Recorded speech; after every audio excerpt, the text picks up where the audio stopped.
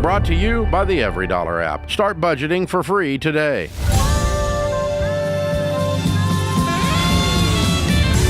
This is the Ramsey Show, where America hangs out to get coached up on their life, specifically their money life, their professional life, and their relational life.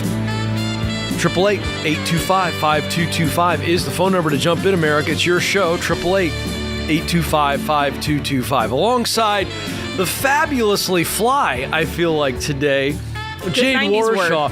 I got to say, I think you got a 90s vibe, and I don't have a problem with it. I'm in it. I'm all the way in it. Number 23. Yeah, I'm not ashamed of my age. I graduated in 1992 from high school. Mm-hmm. We've got a big group of fantastic-looking young scholars, high schoolers from a local school here today looking at us, and they're all like, yeah, he's pretty much my dad's age. And I am. So, can we clear we're not the same age, though, Ken. No, you're younger than me. Just look at you all ashamed. Are you shaming me? I'm not trying to be where you're at yet. No. Well, you look great, though. But you're pulling off the 90s vibe, making me look cooler than I'll ever look just to be next to you. She's fabulous. She'll help you out with how to save the money, how to budget the money. I'm going to help you out with how to make more money. That's our combo today. You ready to go? Let's do it. All right. Kayla's up first in Jackson, Michigan. Kayla, how can we help today? Hi. Thank you for having me. You bet. What's going on? So my fiance and I combined are about $56,000 in debt, and I'm wondering if we should use his retirement. I'm not exactly sure how much is in it, but it's somewhere around $50,000 to pay that off. Oh, man. So these are retirement funds. It's not just money that's invested in a brokerage. Correct? I believe so. Okay. When's the big day? March 29th. So right around the corner. Yeah. Okay. Oh, okay. So split up the debt for us. Whose is whose? Mm-hmm. So we both have 16 and some change in student loans. Mm-hmm. I have $3,500 on a car, and he has close to 20 on his truck, which we're probably planning on selling. There we go. Okay. The biggest one. That's a good move. All right. Like, I love the fact that you guys are looking at this debt and you see that it's an issue. I think that's a green light. That's a plus.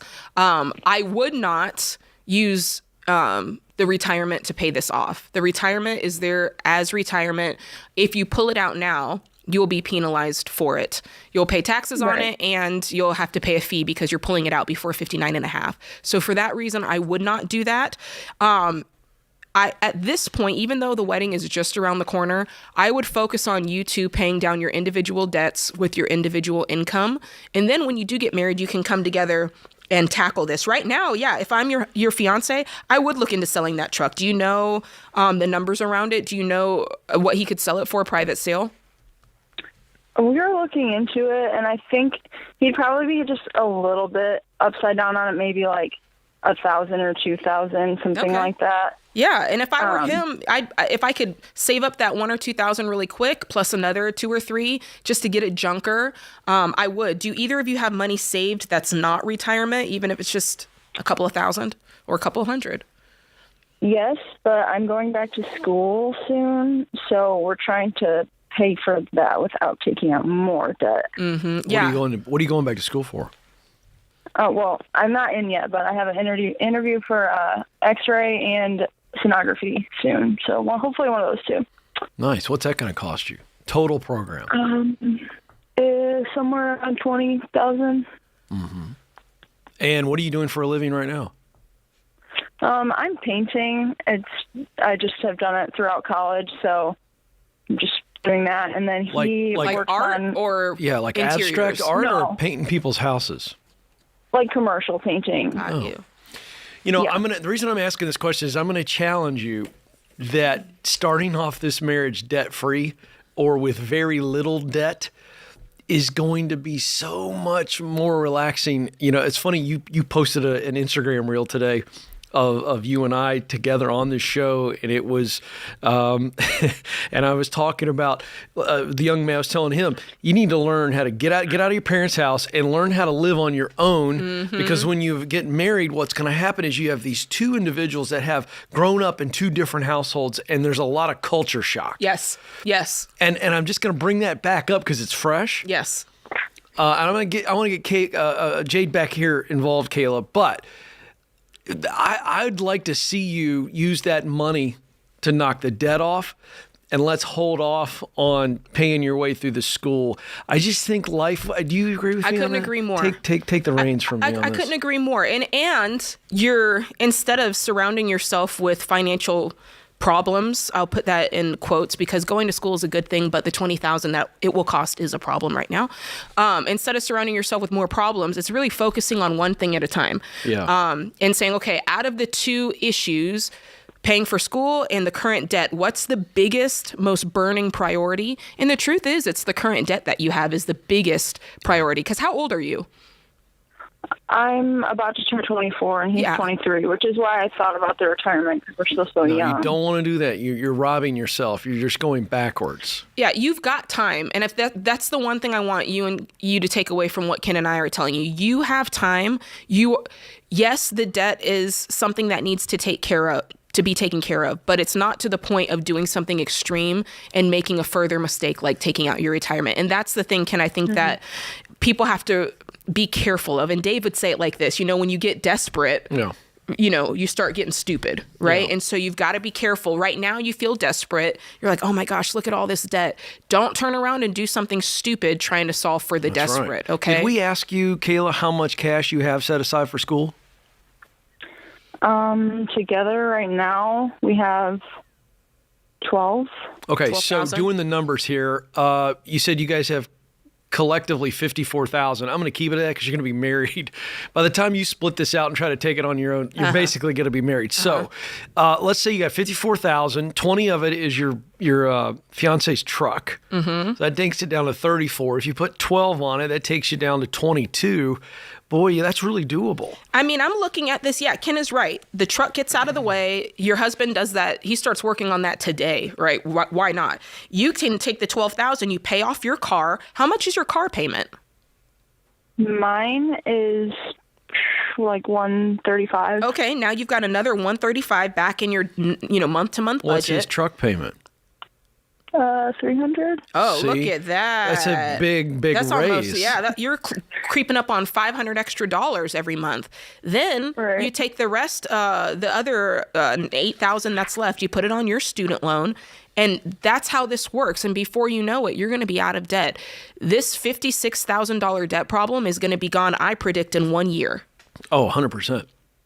And then come this time next year, you're going to be paying for school, and you're going to be so much more peaceful. Imagine studying without debt, Kayla. Imagine taking your exams without thinking about making your car payments, right? That's what I'm talking about. So I want you to get there. Make sure no matter what you do, you keep $1,000 set aside as your baby step one emergency fund. You need that there in case something happens, but everything else needs to go to the debt. Yeah, I agree. It's not what you expected, but I think it's the best plan, especially being a young married couple. I mean, it's just going to make marriage a whole lot easier as you experience that first year of just learning how to live with somebody else. And it's a lot harder than anybody tells you, by the way. That's so don't add money complications to it. Great first call, Kayla. All right, quick break. Jay's going to tell me more about 90s fashion, and then we'll be back. This is The Ramsey Show.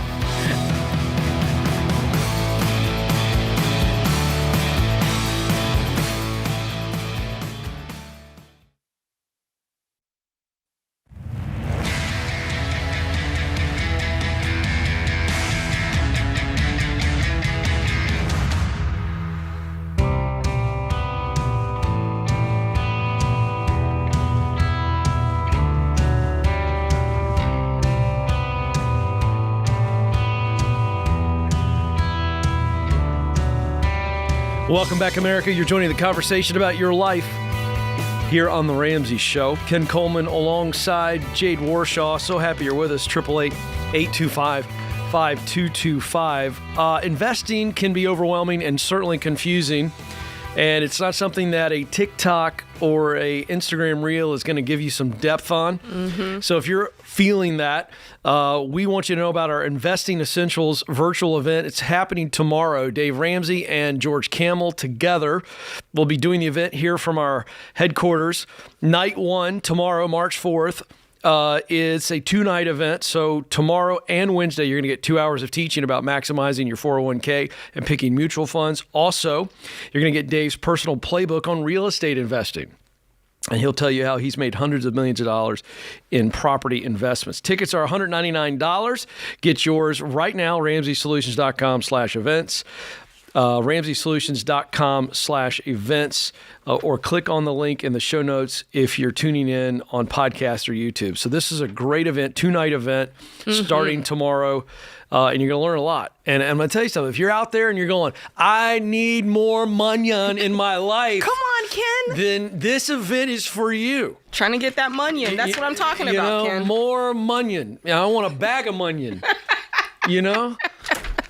So that's the event. You don't want to miss that. Munyon is money for anybody who is not in the know. I know this. I'm hip. I know these things. Okay, I just use words like that, and I forget that people aren't as up with it. Yeah.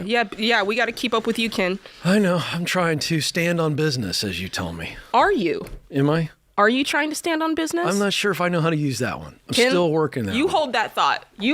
What? Where's she going? Oh, no. James, I'm not sure what's happening right. Shut up. Are you for real right now? You just pull out a hat that says standing on business? I got that just for you, Ken. You stashed these? Yeah. I knew the time would come when you would be ready. To say, listen, this was not planned. I knew the time would come. And now... See what kind of lid... I'm telling you, I'm rocking that lid And right now there. whenever you're ready to go on one of your rants, I want you to put that hat on. All right, well, I'm going to keep it on the entire segment. I'm not a fan of black and red. But listen, I'm going to go with it. I like it. All right. Very good. Let's see how I do with this, James. This is all very exciting. I love so much of this. Let's go to Caleb in Salem, Oregon. Caleb, how can we help? Hi there. Thanks for taking my call. You bet. What's going on? So my wife and I are 26. We have 2 kids, 2 and under. My instinct is to have no life and pay off our house as fast as possible. And she wants to live reasonably. And so I was wondering how you balance the gazelle intensity as you step into 4, 5, 6. All right, I'll tell you what. I think the best thing to do here, Jade, is to go right to Caleb's wife and what she thinks is reasonable. In other words, she wants to live some life. You don't want to have a life. So what is her definition of have a life? What does that include from a budget standpoint, and where does that challenge you? Let's get real about this. Sure. I guess she's working full-time now as a paramedic, making about 90, and I'm salary and supply chain at about 60. Great. And 150 joint income. That's good. We're pretty comfortable, but I've considered moving to a different job that might pay more, but it would not allow me to be at home as much. How much more? Less? Yeah. Probably 80, maybe 85. And then how much less would you be home? So right now I work hybrid. I'm home, working from home 2 to 3 days a week. But my work lets me pick my hours, and I can be flexible around my wife's schedule. Mm-hmm. So it would cause us to have to do childcare, which we don't, and just make things more complicated. All right, and the only debt you have is the home. Correct. Oh, bro, this is easy for me. I mean, you got to find a way to make some more money somewhere else, because if it throws the family dynamic off as much as it sounds like, and they incur more expenses for childcare, you could easily end up spending that $20,000 a year taking care of these kids. Yeah, so I would be patient, and this is happy wife, happy life, but this is also to Jade's point, she got to it faster than I did, but this is a net. It's not like a whole bunch of win for you, a financial windfall. So I would just be patient, man. You got a good joint income. How soon will you pay the house off if you just stay at the current rate? We're projecting around 6 years. I wasn't sure if that was that's too phenomenal. long or That's amazing. do it. Yeah. How long were you in baby step 2? I'm just curious. How long did it take you to pay off whatever consumer debt you had? We've never had debt. We've been married. We both cash flowed our 2-year degrees, her from the fire department and me through a charter school in high school. So we've been debt free, and my work paid for us to go through FPU, and so we've just been. What do you owe on your house? About $280. You know, it does bring up an interesting conversation. So obviously the way we teach the baby steps is baby steps 1, 2, 3. Those are, you move intensely, right? That's gazelle intense. You're going fast. You're sacrificing. You're doing whatever it takes to get this debt paid off. But then when you move into baby steps 4, 5, and 6, particularly when it's time to pay the house off, that's the time where we say, hey, you don't have to be intense anymore. It's really about being intentional, and you're moving methodically with intent toward paying off the house, right? It's not you sacrificing everything, right? Sure. But in cases where I kind of am willing to play the game a little bit is in cases like yours, where it's like, listen, we never had debt. We never went through a season where we were really sacrificing to win. We never needed to. And I say kudos to you for that. But in those situations, that's the time where I'm like, listen, if you want to get a little bit more intense to do it, I'm not mad at it. I don't think the means that you stated earlier was the way to do that. But it would have been one thing to me if your wife was like, listen, man, we just spent 3 years, in the trenches. Yeah. I want to take a break. But in this case, you really didn't. And if you wanted to get more intense along with your intentionality, I don't think that's necessarily a bad thing when you haven't gone through that baby step 2 situation. I agree, but not at this particular Not option. in this way. Because now you're increasing your expenses to take this opportunity. And just, by the way, challenge us on the numbers off this call. Right? So take the $20,000 gross that you're going to make. So we know you're going to take taxes on that. So run your taxes on that. You have a pretty good idea what that is. Okay. And then you look at the increase in childcare and you start playing that out. And so that's how you just walk through these decisions. Mm-hmm. If you had said to us, Caleb, I'm going to make an additional $20K, keep the same schedule, get to work at home, then I think it's a very different conversation. Mm-hmm. But man, you're in good shape, and listen to your wife on this one. Yeah. Yeah. If you don't listen to us, listen to her. Perfect. Will do. Yeah, you the man. I appreciate that. You the man. Fascinating. I love to hear a young man who's going, I really want to pay this off, and he's like, hold me back, Jade. Right. Hold me back. Like, am I doing?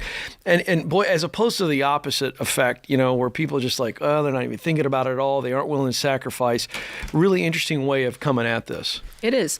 And I think it's worth that conversation because, when Sam and I, after we spent 7.5 years paying off our debt, we're weary, right? At that point, like the last thing you want to do. If he'd have come at you with more intensity, you'd have been like, hey, man. Listen, I tried to do it. You tried. I've tried a couple of times to go really hard on something, and Sam's like, I need you to calm down. He's out there. He's like, yes. I see him too. He's like, I need you to calm down, Jade. And it's true. Even if you've done an intense 2-year battle, right? Yeah. And I think that's why the baby steps are the way they are, because we need a break. We need a breather to live and enjoy life. So I can't believe you just pulled the Standing on Business hat out of the... For those of you that are watching on YouTube, you have to check it out. You made these hats? Yeah. All for that moment. Yeah. How funny is that? This originated with Sam Warshaw. He was like, we need to get Sam a Standing on Business hat. We need to get Ken there's 2 of them, so I think he and I will sign them to each other, and they'll be bros. That's right. But you got to pull that out when it's time. Yeah. Sam, you and I, a stick with these hats. We'll smoke a stick soon on that. All right, quick break. We'll be right back. This is The Ramsey Show.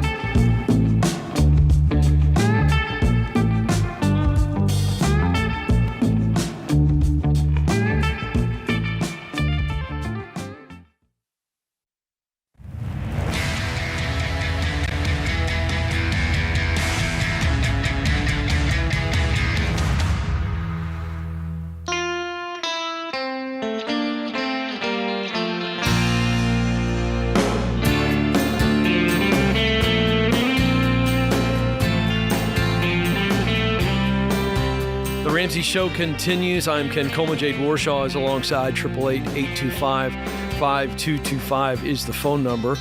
Laura is joining us now in Los Angeles. Laura, how can we help? Hi. My husband and I are in a lot of debt from a small business we started, and I need you to guide me Okay. how to get out of it, I guess. All right, give us some numbers. Okay, so we're talking, if we're combining personal and business, it's about like 150. Okay. How much is from the business, though? I'm just curious. Well, I would say all of it because we put in from personal into the business, Got it. but just the bit, like the credit cards would be like 90,000. Ooh-wee. Okay. And what's the rest of the debt? What's the rest of the 60? They're all credit cards. All of it's all 150s on credit cards? Yes. So Oh, my word. we even opened up personal loans to pay for the credit cards so we can have more space for the credit cards. It's a mess. So how many credit cards total? I would say there's about 7. 7. And then you said you have personal loans open too. Is that included in the 150 or what is that? Yes. Okay. That's included in the 150. Yeah. Okay, so your thought is like, hey, we use these personal loans to pay down the credit card to clear up more space so we can borrow more on the credit card. Exactly. Ay, ay, ay. What's your income situation? Are you guys still working in the business? No. It took us a while, but we brightened up to close that business. Well, Okay. it's still open, but it's not running. Okay, gotcha. So what's your income? My husband makes about, I would say, 120, and I make 80. Where So does that money our come income is from? not. We each have jobs. Got it. Okay. So we got $200,000 combined income. Correct. Okay. Do you have any other debt outside the 150? I know she asked you that, but I'm just totally clarifying. This is No all cars. of your debt. Well, yeah, we have a mortgage, a car. If that's what you're asking. Yeah, we want to know. Total so debt. Tell us about your cars, your student loans, anything Yeah. that you owe money towards that you make a monthly payment towards. We want to know about it. So go ahead and tell me your Okay. mortgage. I'm just curious. What do you owe on it? I would say we owe at like 400,000. So monthly, I pay 3,300 for mortgage. Okay. The car, I pay 700 a month. I think there's like 19,000 left on it. Okay.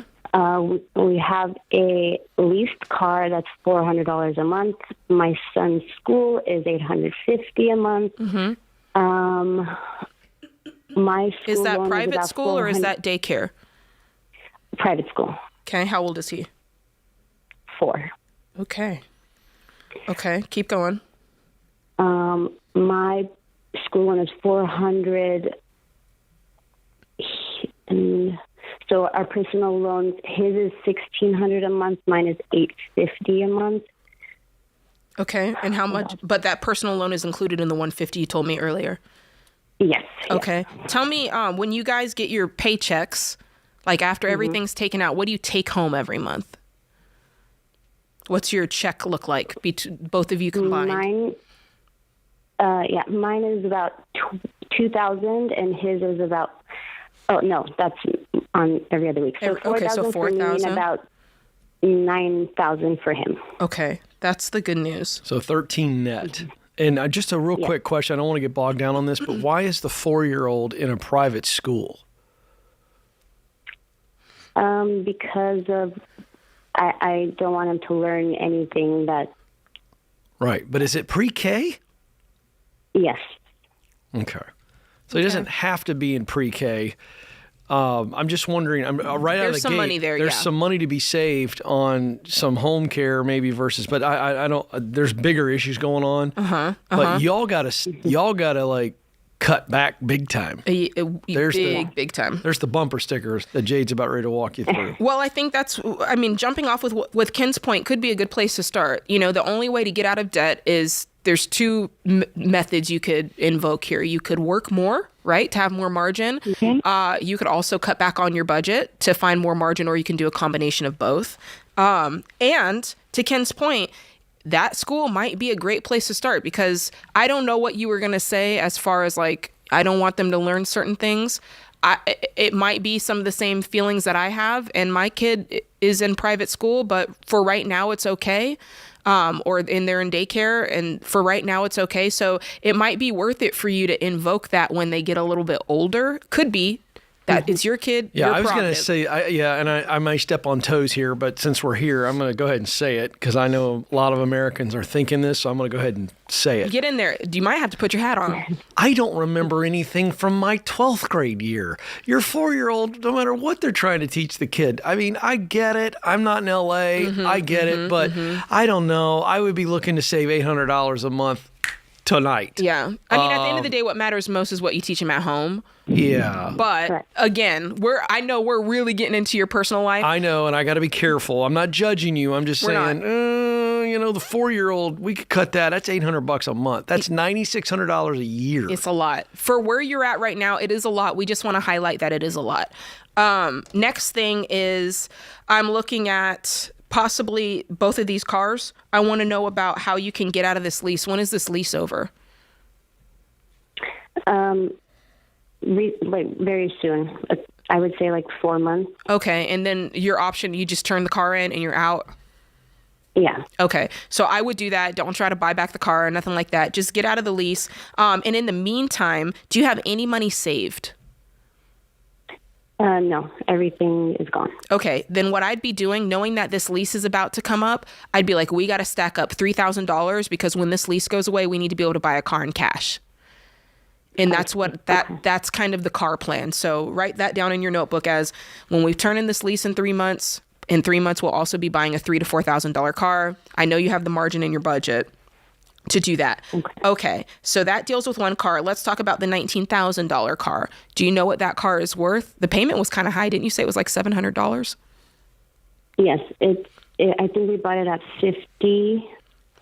$50,000. Okay, do you know what it's worth now? I don't. Okay, that's your second piece of car homework. I want you to go on kellybluebook.com, look at private sale, because it sounds like if you bought it at 50, and judging by the height of your payment, I feel like you've been paying this off kind of fast. Am I wrong? No, you're right. Okay, so you might not be upside down. And if you're not, I would still get out of this and get into something cheaper, because the $700 payment, you need that money. And so now we've just found $1,100 in your budget with these cars, and you need every dime of that to go towards paying off this credit card debt. The good news is, you guys have a good income. It's not wonderful for LA, but it's wonderful for the rest of the country. Yeah, and it's doable. And again, not telling you what to do with your kid in school, but if we take the $800 on top of that, now we're right at the doorstep of $2,000 that we found in your monthly budget. That goes a long way to paying off $150,000 in debt. Okay, because now you're looking at, if we just take $2,000 a month that you found and you put it towards debt, that's $24,000 a year. Now, that's a long haul, right? And this is a drastic change of your lifestyle. Yes. You're not going on vacation. You aren't going out to eat. You guys are going to have to really hustle. But again, my co-host today, this is a woman who her and her husband paid off $500,000. She needs a little pep talk as we go into the break here, because mindset-wise, what has she got to be thinking right now? You've got to be thinking, the hard part is you're making a good income, and to not be living in that income feels like, oh man, I've been working hard. But the time will come when you do get to do that. So just hold on. If you clean up this mess, you're going to enjoy your income like you never have before. Right now, you've kind of faux enjoyed it with all these things on payments, and it's not all it's cracked up to be. But if you walk through this journey, you're going to get to enjoy the fruit of $220,000+ a year with no debt and payments. You can send your kid to the school that you want to, and you don't have the stress associated with it, because you'll actually be able to afford it. You can do it. You can. Appreciate the call. All right, quick break. Jade Warshaw, Ken Coleman. This is The Ramsey Show. We'll be right back.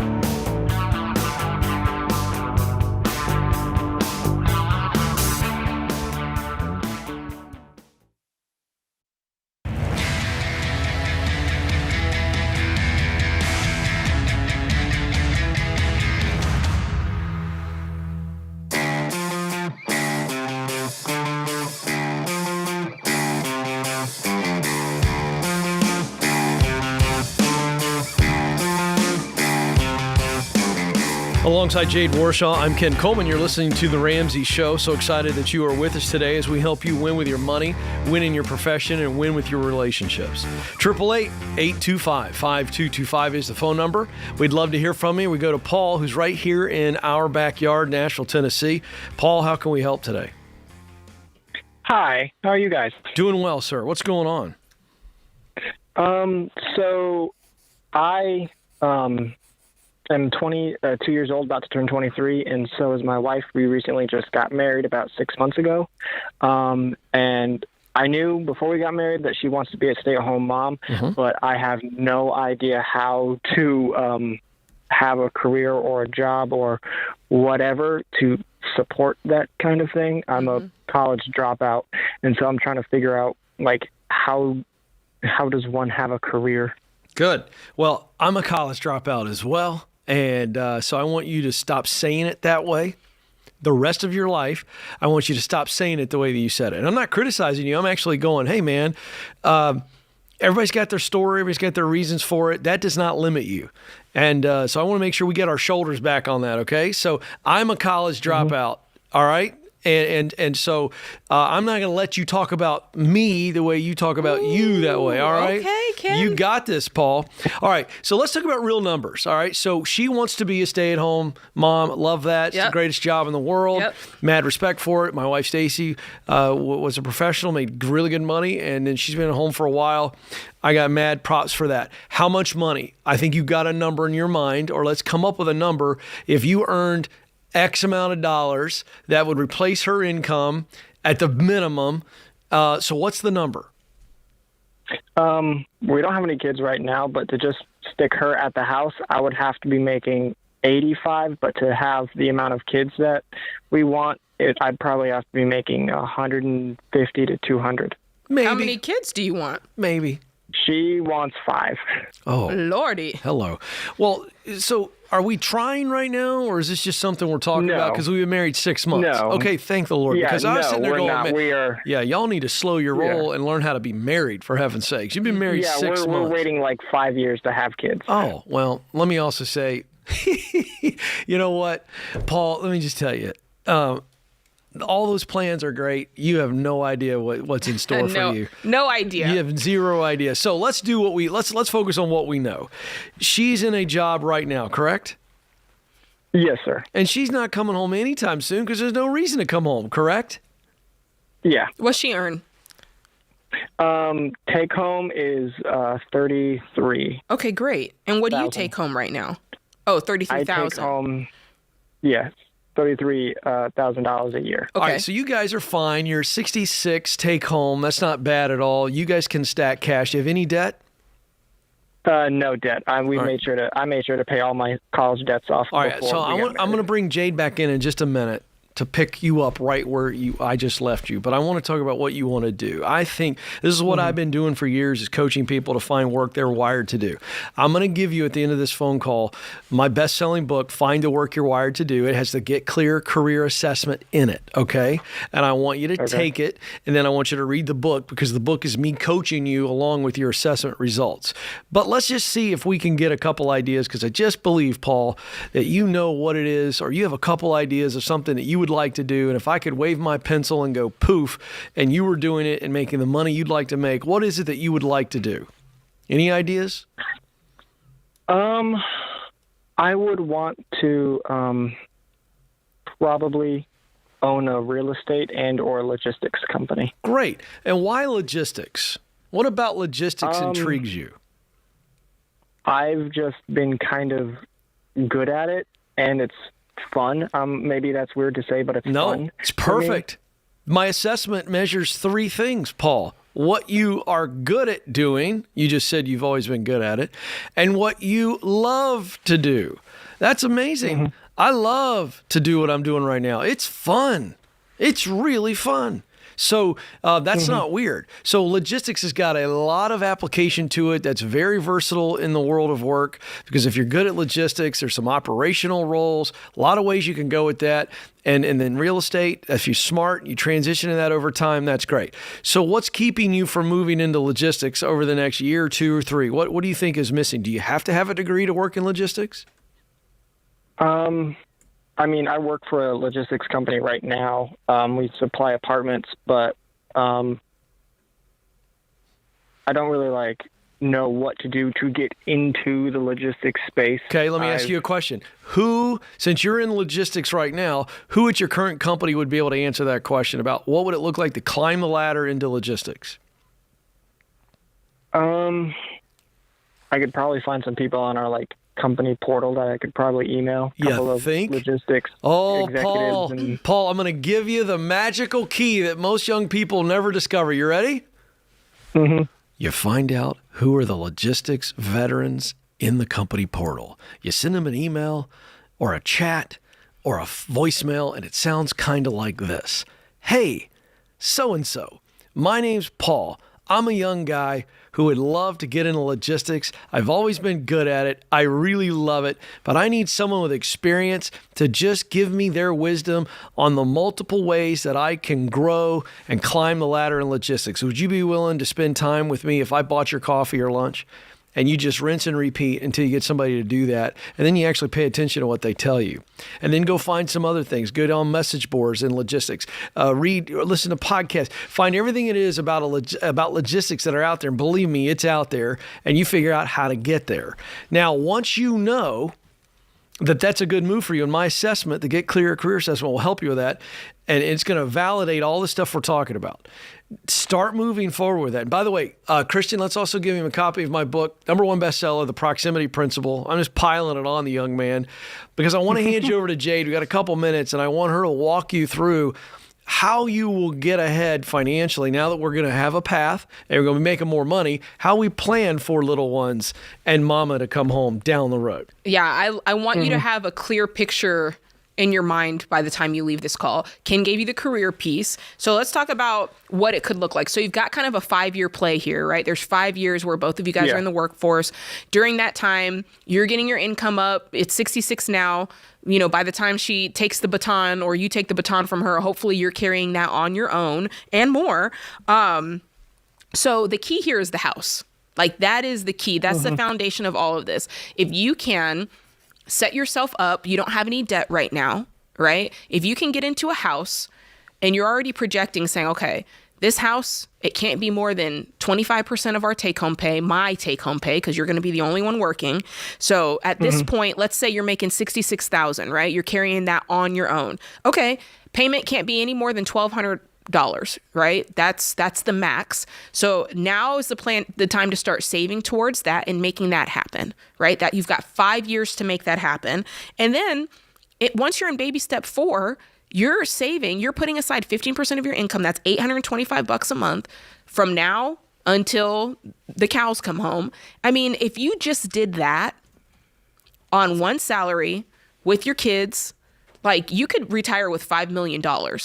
So this is the picture that I want to paint. You're creating stability by your home. And by the way, when you get that home, it's got to be based on your income, not both of you together, just what yours is. That's going to be the key to this. And then from then on, it's you guys making, how can I say this delicately? A lot of times folks call in and the childbirth has kind of taken over all other thought process. Yeah. And it's you just have to understand that kids are expensive and they're not getting any cheaper. Yeah. So you guys might get to 3 babies and go, okay. Well, it's really hard to make current decisions on hypothetical future decisions. And what I mean is what you're saying. Yeah. Sure, I understand we want 5 kids is what she's saying, but we don't know how that's going to happen. Yeah, you may look at the situation and go, okay, I haven't gotten quite to 66,000. I'm at 50,000. Yeah. How does that play into this? And that's okay. A lot of life happens between now and 5 years from now, and everything we lay out, it's awesome, but life has a real weird way of never turning out exactly the way we plan it to. So that's why you want to make these great money decisions now and then deal with what happens when life throws it at you. Great hour, Jade Warshaw, always fun. This is your show. It's The Ramsey Show.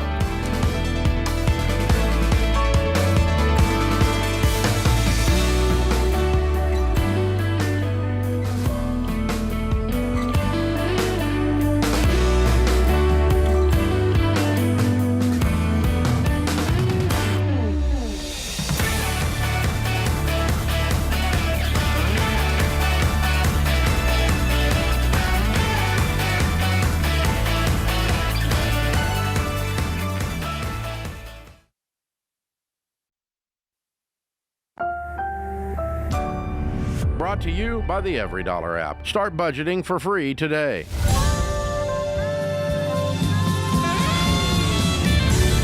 This is the Ramsey Show, where America hangs out to have a conversation about their life, specifically their money, their profession, and their relationships. Alongside Jade Warshaw, I'm Ken Coleman. 888-825-5225 is the phone number to jump in. She'll coach you up on saving money, budgeting money, investing money. I'm going to coach you up on how to make more of it, as the young people call it, money. This is a new term I learned today. Yeah, that's from right. some high schoolers. I can't wait to drop that on my kids. Oh, they're going to and see how love it fast and hate it. and hard they roll their eyes. As my daughter likes to say all the time, "You're so cringe, Dad." Oh, man. You know? Make a meme out of it. Yeah, it's what I'm supposed to do. It's part of the role of a dad. But we're here for you, America. You ready to go? I'm ready. All right, Come on, she's partner. ready, folks. Sarah is up in Miami, Florida. Oh, near your old stomping grounds. Hey, You like Miami. that? Sarah, how can we help? Hi, guys. Thank you so much for having on. So my parents opened up a credit card for me when I was younger, in my name. So right now the card has about $18,000 in debt. And I want to know what's the best way to go about paying it off. They've already agreed to help me pay off, since it's the three of us, our charges are on it. But I want to know what's the best way to go about it. So the $18,000 isn't just your spending, it's your parents' spending as well? Yeah, the three of us. Oh, wow. Okay. Do you know who spent what? Is there any... Do you know who's on the hook for how much? Is there a spreadsheet? Yeah. In November, we had a trip where they put about $5,000 in charges, and then it's been open since I think I was 16, so I can't, exactly point out who has what. Oh, but gosh. I pay off every month, like what I put on. Obviously, I've stopped now just because we're trying to pay it off, so there's no more charges going onto it. But I want to know what's the best. They've agreed to pay it off, so they've put money on it, but it's just 18. It just seems so huge to me. Who's the primary on it? Are you the primary and they're the co-signer, or who's in charge of it? My mom is the primary. Okay. My first order of business would be for me to be taken off of it, just from a credit perspective, just from a responsibility perspective. This is you doing damage control, saying, hey, the truth is, and I'm not saying you say this to her, but I'm saying this to you. The truth is, they pulled this debt out in your name before you were of age to even be able to make the decision to say yes or no. That's the truth. 16 is not the time for you to be deciding if you should have credit card debt with your parents. The answer would be no, but you didn't know that, okay? So first order of business is, Mom and Dad, I need you to take my name off of this, and I want my name off of this. So that's numero uno. You do that tonight. Because the truth is, how old are you? Right now I'm 26. Yeah, you're 26. And the truth is, one day you're going to want to do something that requires your credit score to be 0. And as long as this is around, your credit score can't go to 0, right? Which is what we were trying to get to. So that needs to happen. And then after that, you can say, okay, let's look at what the charges are now. And let's go through and let's kind of itemize this thing. And I'm fine with you going, this was me, I will pay that. And this was not me, I will not pay that. Right? Now, if we're trying to play a chess game here, it's really important that you get your name off of this thing first. Yeah, I was going to ask, I love the advice. Do you think that's going to go down okay, Sarah? I'm curious. Yeah, they're pretty reasonable. Okay. Because if you start talking about what you're not going to pay, they may not want to take your name off it. I think Jade's exactly right. Is there any way, and you have to forgive me, I really don't know this. I just don't know. Yeah, what? How far back can they track? Can they track the expenses over the lifetime of this card? Or is that like going to some like credit card database? I think that would be hard to do. I'd probably go back $18,000 worth of charges, because the thing is, they've been using it, paying it off. So as it stands now. But you can't, okay, so of the 8, that's what I'm asking. Yeah. So of the 18 that's on there now, yeah, it's like a fresh start. Can they track that?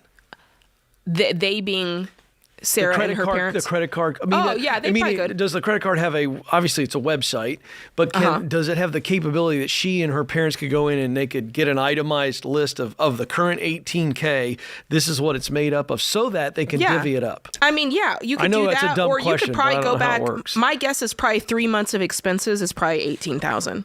Because they spent $5,000 just in November. Right. So you could probably just pull up the past, 3 or 4 month statements. And the reason I'm so hung up on that, Sarah, Jade's advice is absolutely stellar. And to the extent that you can find out what is yours, and you and mom and dad are all mature, and we go, okay, this is our chunk, and this is your chunk. Mm-hmm. And let's say you come back, and I'm making this up, but let's say your chunk is half of it at $9K. Mm-hmm. Now, because you're off the card, and what you're going to do is you're going to pay $9K to mom and dad to put on the card. Mm-hmm. Hopefully they'll do that. Hopefully they will. But that ain't your problem. Mm-hmm. And you will come to an agreement. Mom and dad, I owe you $9,000, and I'm going to make that right. Mm-hmm. Mm-hmm. So whatever the number is, that's what we want you to do. And that's going to make this clean from a boundary standpoint for you, which is really important. Mm-hmm.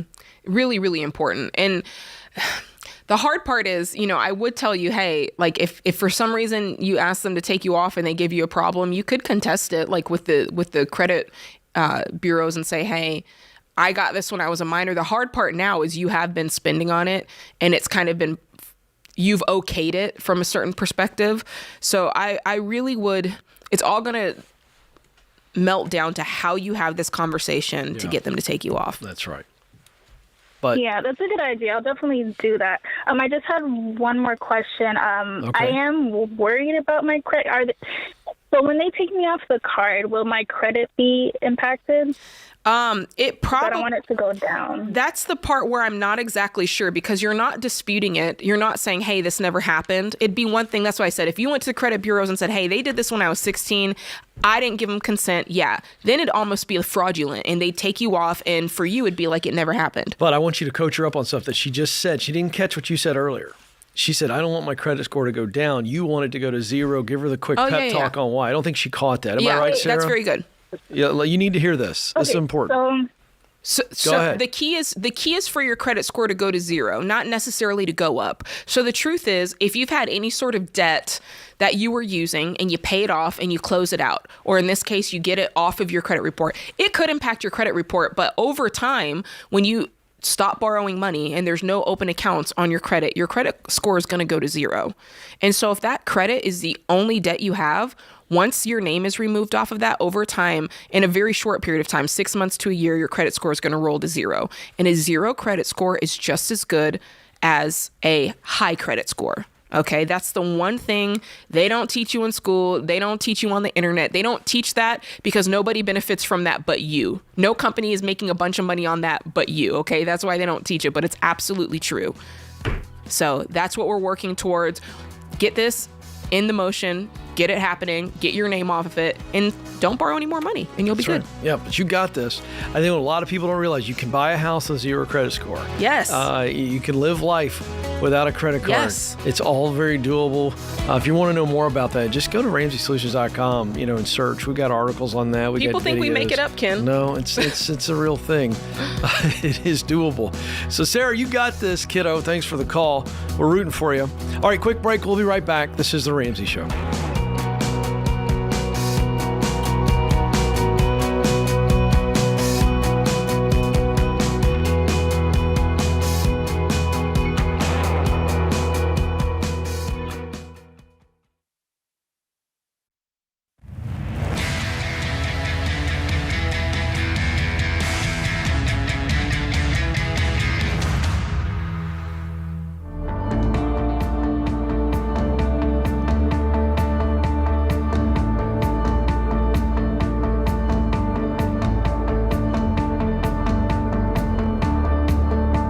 Welcome back to The Ramsey Show alongside Jade Warshaw. I'm Ken Coleman. 888-825-5225 is the phone number to jump in. We'd love to have you.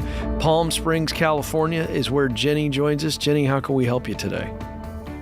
Hi, hello. I'm a 90s kid, by the way. Nice. Come on, Jenny. My parents are getting old. Love it. My parents are getting older, so now they're in their late 70s. They've done well for themselves, but now I'm helping them because I noticed they were paying quite a bit of money into a flexible premium adjustable universal life insurance that they've had since 1986. Oh, man, that thing's got mold on it. My dad worked in law enforcement, and his initial hourly rate was only $4.80. Wow. So it made sense to them back then to have this $100,000 policy for him because, you don't know what's going to happen. But after doing some research, I've gone back and forth. The policy's been sold from company to company. They don't even have the records for this policy because it's 39 years old.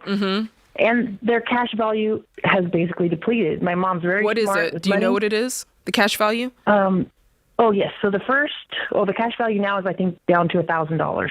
Oh, my gosh. And they've been paying into it since the 80s, basically?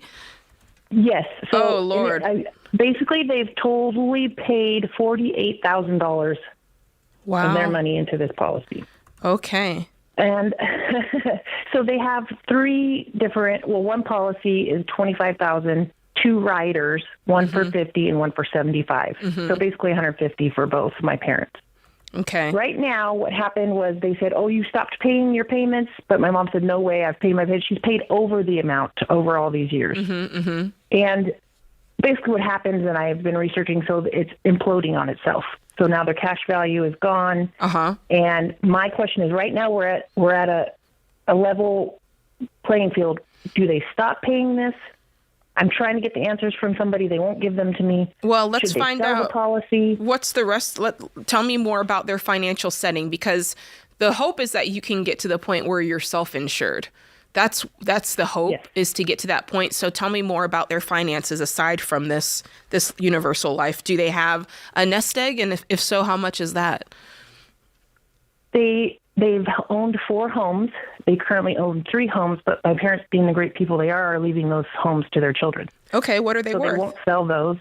I would say they're probably worth $1.5 million. Okay, so $1.5 million. Do they have debt on them, or are they paid for cash? No, they only owe a little bit left on one home. I think $25,000 left on one home. Okay, so essentially paid for. So 3 homes worth $1.5 million. Do you know what their nest egg is that's in the stock market? Savings. They don't have stock market. My mom didn't come from that era. She didn't want that. So I think in savings they have liquid about $250,000. Okay, $250,000 cash. Okay, so they're millionaires. They're doing fine. Is the assumption that these homes are going to continue to go up in value? They've been taken care of? Oh, yes. Okay, so there's worse things that could be going on here. The chances of them, going out and getting a term life insurance policy for anything reasonable at this point, you said they're in their late 70s, it is not happening, right? So the best you can think through is, okay, if one of them were to have an event that was not paid for, if any of one of them were to go into assisted living, is there money to pay for it? And the other spouse, the remaining spouse, still have money to live off of? That's kind of the equation that you're doing in your head, right? Yes. Okay. So a couple of things that I would do for that to be more of the case.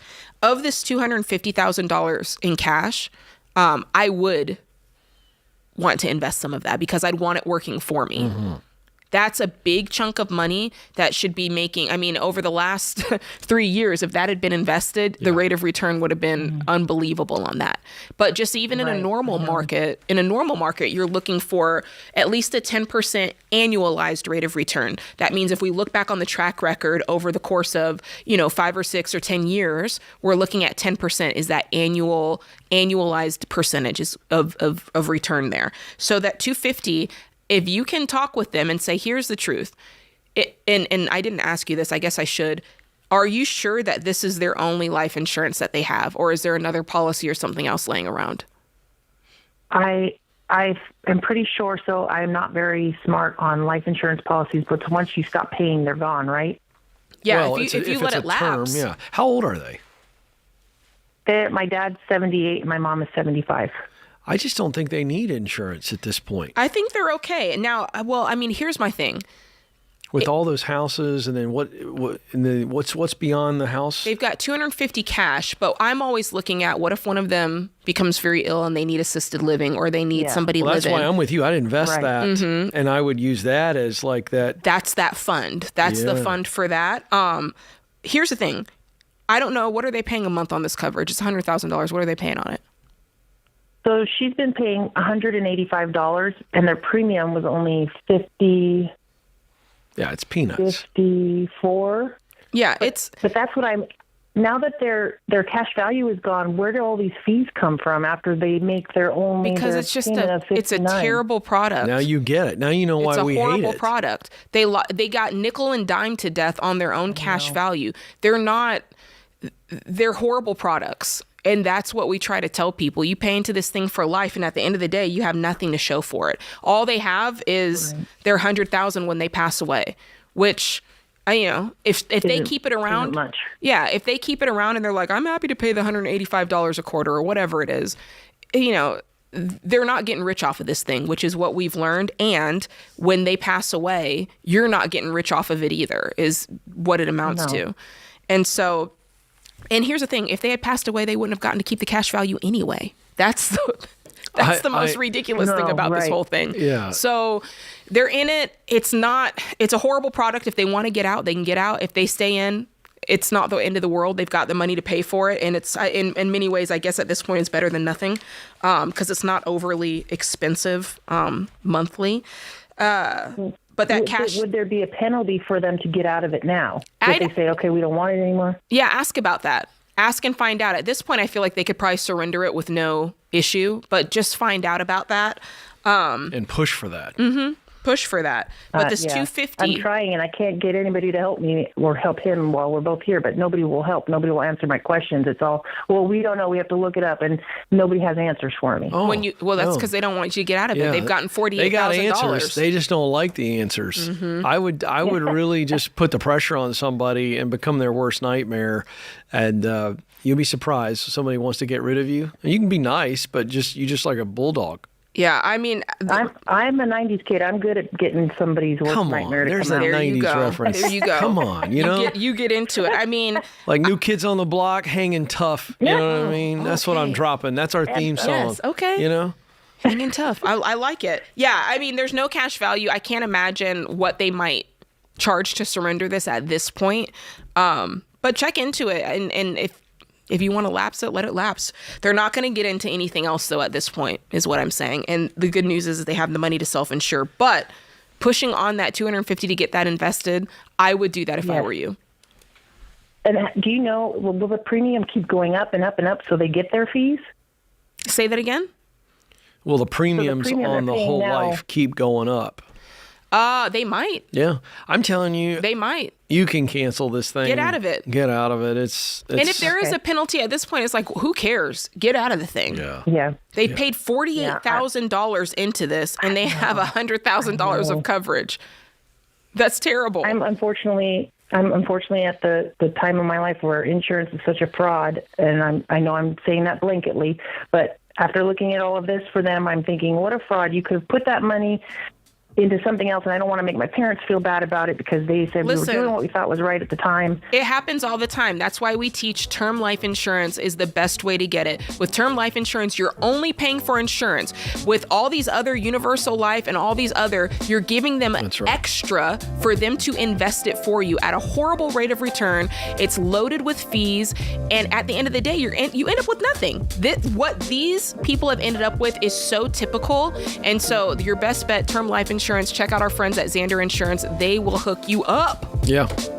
And it's peace of mind, and it's for the term, that's why it's so beautiful. Once you get past that, you don't need it. Guess what? You're not paying for it.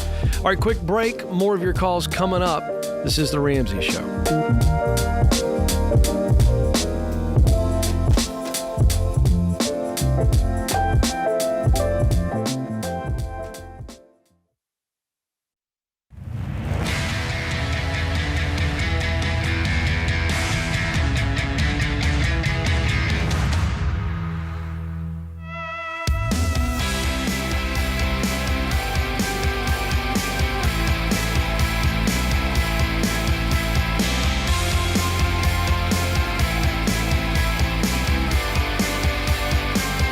Welcome back to The Ramsey Show. I'm Ken Coleman. Jade Warshaw is joining me. 888-825-5225 is the phone number to jump in. We'd love to hear from you. Javen is joining us now in Hattiesburg, Mississippi. Javen, how can we help? Hey, how are you? Good. How are you today? Doing pretty good. Okay, so a little bit of background for my question. Me and my fiance, we recently got engaged back in September, and we are set to get married in November of this year. With that being said, as you know, I am very excited, and there's nothing that I want more than to marry her. But I am also very nervous because I've never had to financially lead anybody in my life. And so I guess my question is, what are some of the best steps that I can take in order to ensure that we'll be financially successful and we'll keep the money fights to a minimum? Oh, really thoughtful question. How old are you? 22. Do you have any debt? No, sir. Does she? So she doesn't have any debt right now, but she's going to school to be a PA, and she is, she wants to go to PA school, but, you know, obviously her parents didn't save any money for her to go to PA school, so she's going to have to take out loans, I'm guessing. And when will she start? Right now, that's kind of unknown. She has been applying to different schools. She did have an interview, and she got waitlisted. So right now, it's just kind of unknown. Okay. Well, I want Jade to weigh in, obviously, on this, but I really thought it was in a really mature way of asking the question. Yeah. You've never had to lead anybody. And when it comes to husband and wife, and the word leading can get tricky for some people. And I think what I'm going to say hopefully helps everybody. I wouldn't look at it as telling her what to do if that's what we think leading is. I think modeling the way. That's great, Ken. Is what I would define as leading when it comes to a marital relationship. And so modeling the way is you being disciplined with money, you being transparent about money, you being thoughtful about money, you know, just coming at it from it's a we. And so for instance, give you a classic example.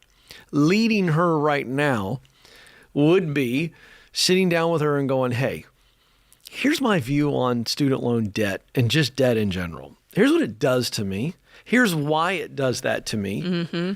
And when I say the why, I don't mean like Ramsey bullet point language. I mean like you personalizing going. That's right. I grew up this way or whatever, like, so that she feels very safe because you're not talking at her about this. You're going, here's how I feel about money in general. And I feel as your future husband that I have a responsibility to lead us is how I would say that.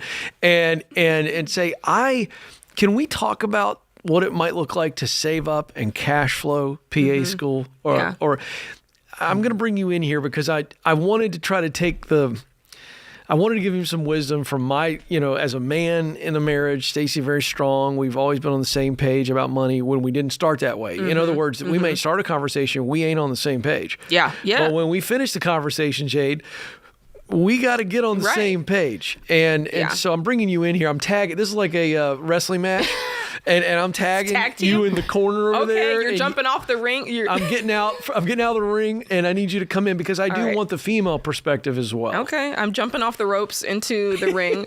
Be gentle now. Don't elbow drop him right in the head. I think Ken is exactly right. And I think as much as you can, when you have this conversation, Ken is right, tell her the way that you're feeling, but as much as you can, reiterate over and over and over again that you agree she should go to school. Yes, I agree. Good point. Yes. I agree. You should go to school. I agree. I do want you to become a PA. I agree. Your career is very important. I think whenever you're having a discussion like this, the person who's I'll say their thing, the thing they want to do, when their thing that they want to do is on the line, it can get defensive easily. Even if they're, a person who doesn't want to argue, it's just easy to think like, what does this mean? Does this mean I can't go to PA school then? Does this mean I can't do my dream, right? So reiterating that over and over is going to be so important. And then having ideas of here's what we can do. Yeah. I was thinking, how can we make you go to school? Because I really want you to be able to go to school because it's important for you to become a PA.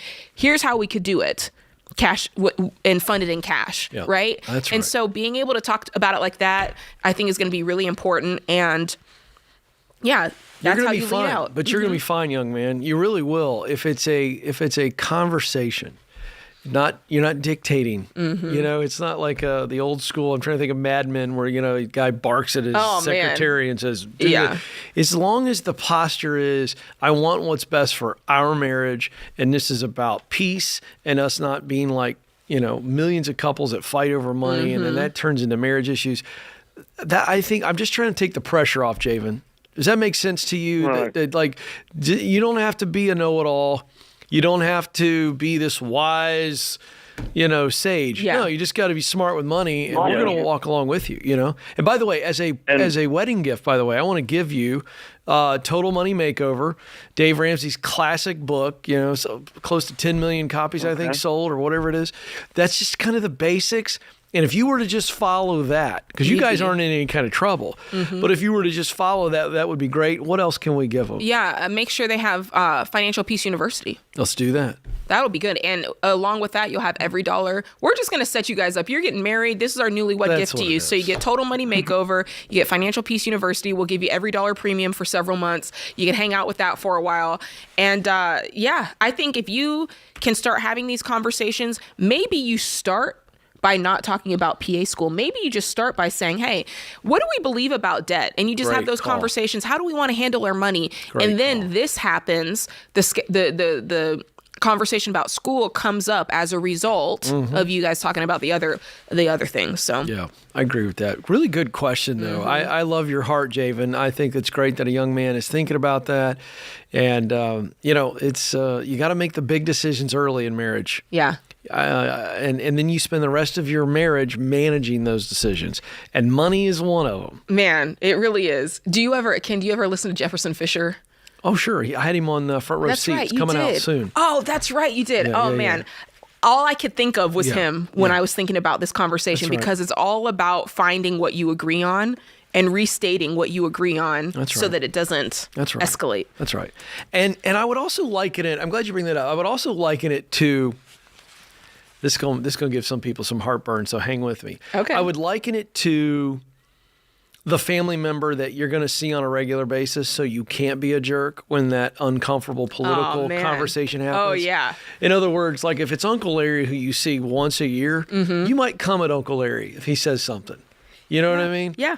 Yeah. But like if it's your grandmother or somebody where it's like you choose relationship over being right, or the thing that the zinger where you're like, you just feel like I need to zing you and just kind of let you know what I think of people. We can do that on tough topics, and politics is one, money's another, faith and religion, things like that. When there is some respect to say, I'm going to understand you. That's right. Because here's what I've learned about politics. You're never going to convince somebody else because of your 5 points that you're going to make in a debate. Well, what's the key point of that? But seek to understand them. And just how to can understand you can't them. understand if you're talking too much. 100%. Ask questions. Yeah. Common ground. Where can we find common ground? And so this is a lot easier when it's your spouse. When it's, okay, I'm just going to seek to understand how she thinks and feels about money. Yeah. Let's start there. Seek to understand. That's so good. Then I know what's going on. Yeah, you're not trying to convince them. You're not trying to bring them over to your side. What do you think about debt? And then she tells you, and you go, what form is that? What do you think is? See, all of a sudden, this isn't a game. It's not manipulation. It's a legitimate, respectful question asking that allows you to get on her page. That does not mean that you agree with everything on her page, but you got there. You're just listening. Yeah. Now you hope it's reciprocated. And in a healthy relationship, it will be reciprocated. I think that's the lesson. That's very good, Ken. At least that's the best you can do, and hope it works out from there. And without all else fails, go get a great therapist for your marriage. Hey. You know what I mean? I know what you mean, Ken. Come on. All right, quick break. We'll be right back. This is The Ramsey Show.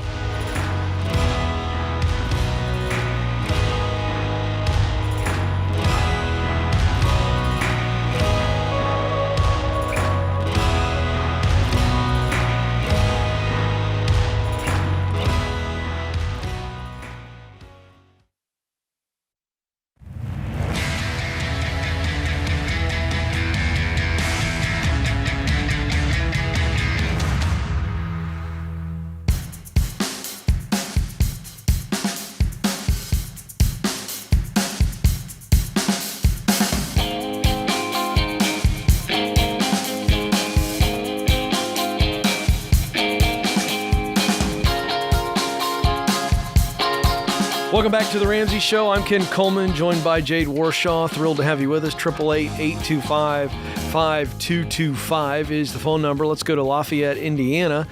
And Steve is there. Steve, how can we help? Yeah, hi.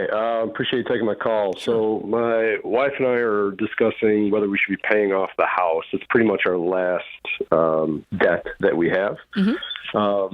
And current mortgage, I owe about $175,000, and the rate is at 2.79%.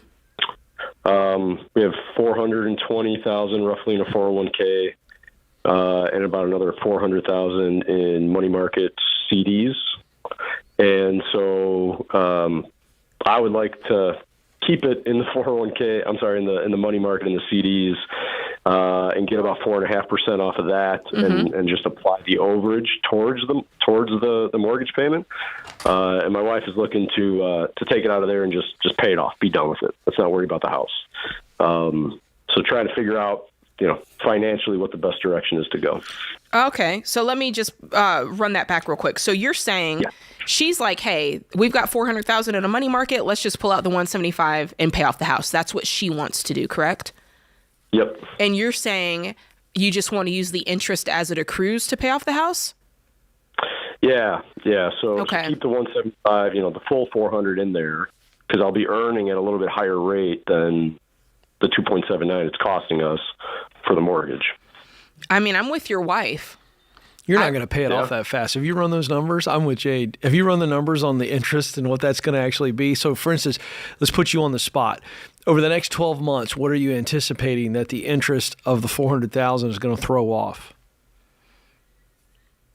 Yeah, I guess I didn't really do the math close enough to be able to throw a number on the spot. Well, let's do it. Let's do it. So, what's the return? What do you think you're going to get over the next 12 months on that money market? So 400,000, 4.5. So would that be 12,000? Am I doing that right?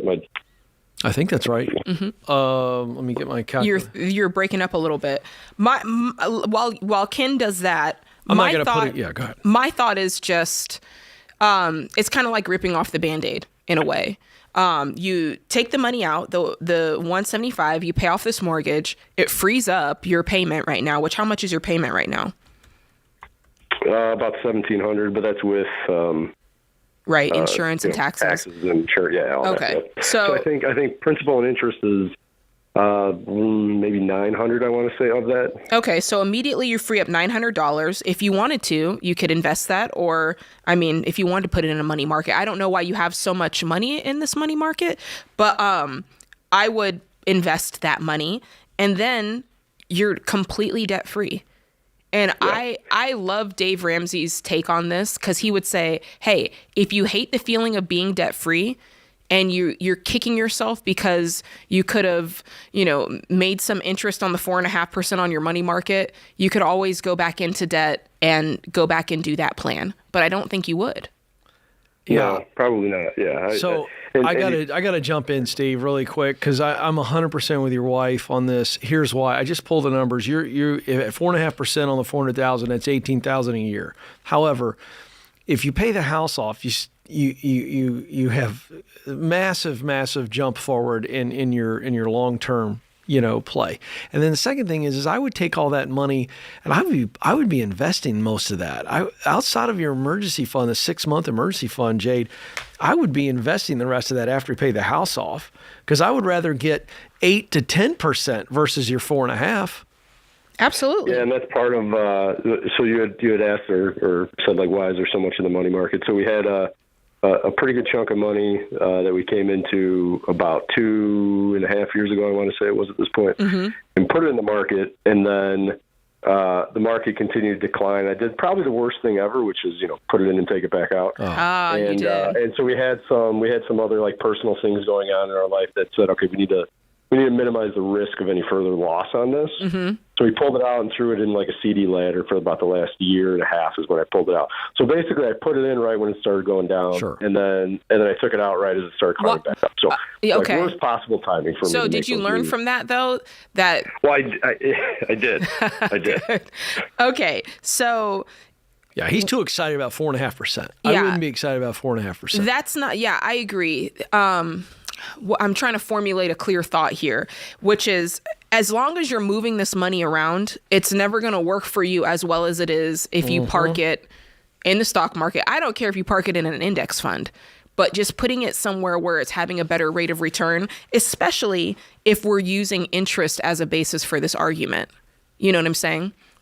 If you took the $200,000 that will be left after you pay off the house and you moved that and got a 10 or 12% rate of return, I mean, then this whole thing is kind of like a moot point. That's exactly what I would do, Steve. Pay off the house, get with a SmartVestor Pro in your area, RamseySolutions.com, make the connection. The SmartVestor Pros are people you need to sit with if you don't have one, and sit with them and interview them, get the right fit, right feel, the connection, the chemistry deal, and then have them invest that money for you. You're going to be so much happier. Yeah, because what did we say? We said that you were trying to keep the interest. I'm just thinking about the math. You were trying to keep the interest, throw the interest off of this $400,000. What was that? $18,000 a year. Yeah, he was thinking I'm going to pay the house off at $18,000 a year. But I'm like, if you pay it off today, it's a long the difference is really, I mean, you would, with the payment back, that's $11,000 a year. So really we're saying keep the house around for 6 more years for $7,000 is really the argument. And I'd say no to that. No, it's not a good move. Hey, I want to mention something, then we got to get to our question of the day. If you're a business owner, I know we have a lot of people who are starting out. You just could be in the side hustle stage, or you've got the business up and running. You need to know about Dave's new book, Build a Business You Love. It's where he's unpacking how he took this business, where he started on a card table in his living room, to now an over $250 million business. It's a proven system. Think of it as the baby steps for running a business. And you can pre-order it right now. It's called Build a Business You Love. Look at that. There I like it is. The cover. He looks sharp, doesn't he? And so that book is now available to pre-order for only $29.99. You'll get over $350 in free bonus items, including the Entree Leadership Hiring Playbook, the ebook, and the enhanced audio book. So you can get it at RamseySolutions.com/store, RamseySolutions.com/store. Or if you're watching on YouTube or podcast, we've got the link for the book, Build a Business You Love by Dave Ramsey, his latest book. You can get it in the show notes. So go get that. All right, let's get to our question of the day, which is brought to you by Y-Refi. Do you have a defaulted private student loan, and the payments are dragging you down?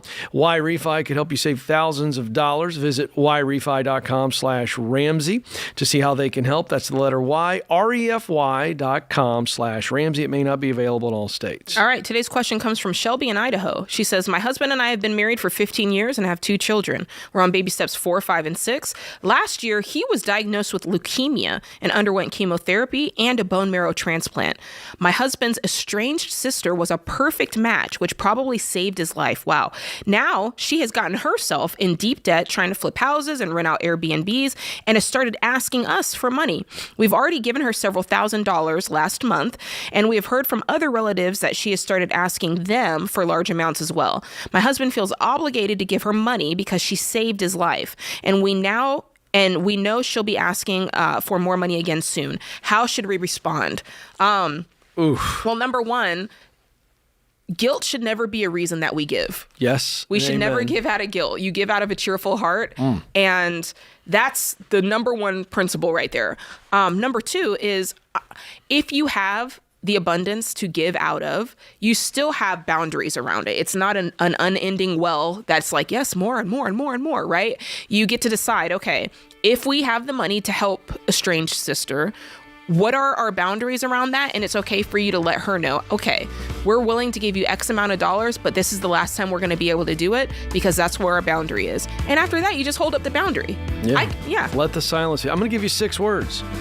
We can't give more. I'm sorry. That's it. And just let it ride. And you just say we can't. You have to tell them why. Just we can't. Oh, I'm so sorry. We can't. I think that's all you can do here, or this thing's going to be an ugly, ugly mess. This is The Ramsey Show.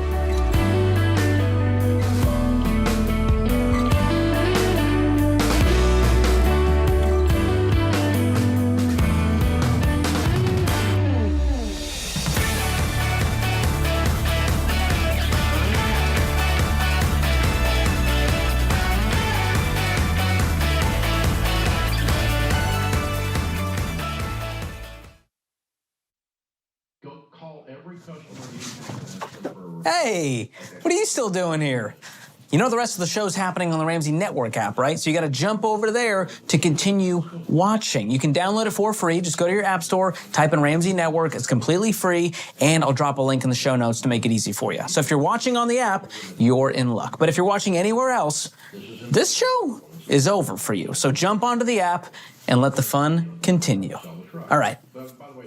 Go on now. Don't make it weird. Okay, I got nowhere to go, so you need to go. Okay, bye-bye now. All right, it's getting weird over there, guys. What do we do?